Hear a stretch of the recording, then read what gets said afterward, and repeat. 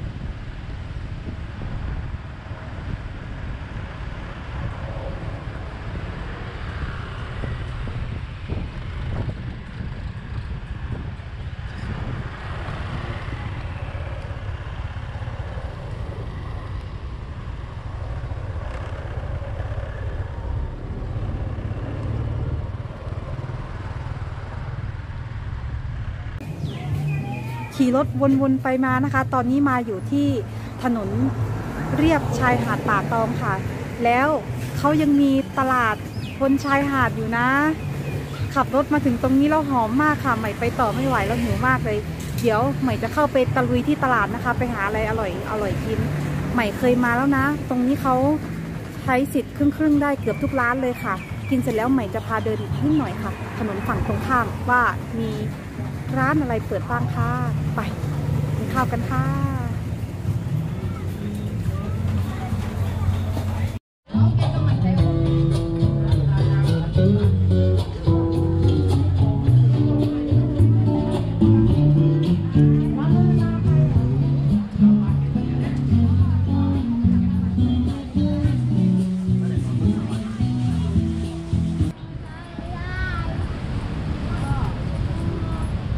ไ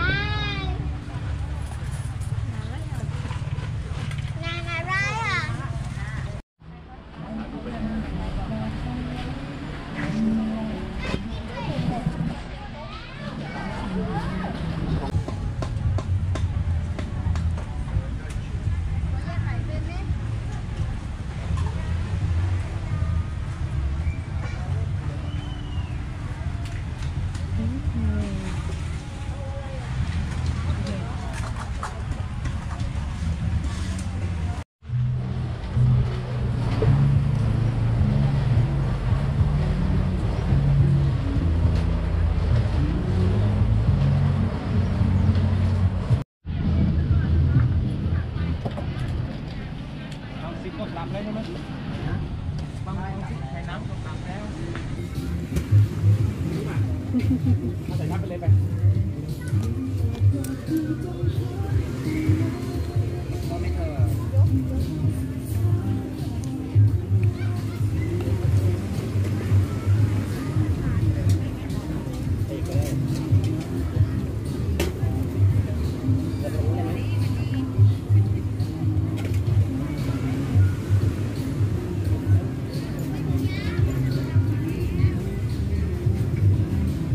อร่อย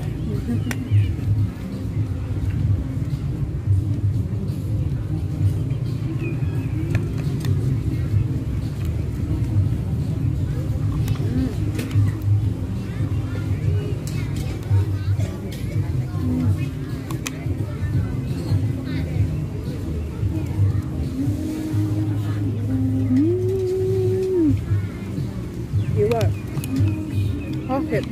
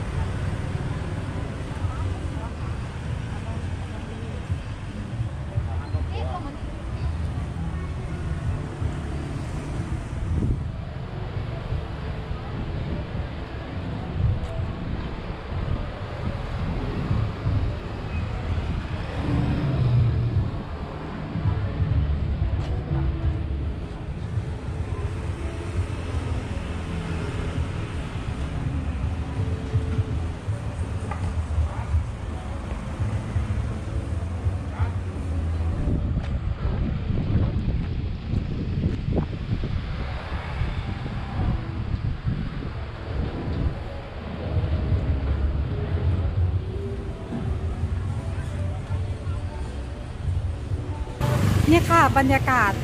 ถนนตรงเรียบชายหาดแล้วก็ร้านค้าบนชายหาดค่ะมาเที่ยวภูเก็ตกันเยอะๆนะคะป่าตองนี่ก็ยินดีต้อนรับทุกคนค่ะร้านค้าโรงแรมอะไรก็เปิดแล้วนะใหม่จะกลับไปนอนแล้วนะคะยังไงก็เจอกันใหม่คลิปหน้านะคะบ๊ายบายกลับแล้วค่ะกินอิ่มแล้วก็กลับไปนอน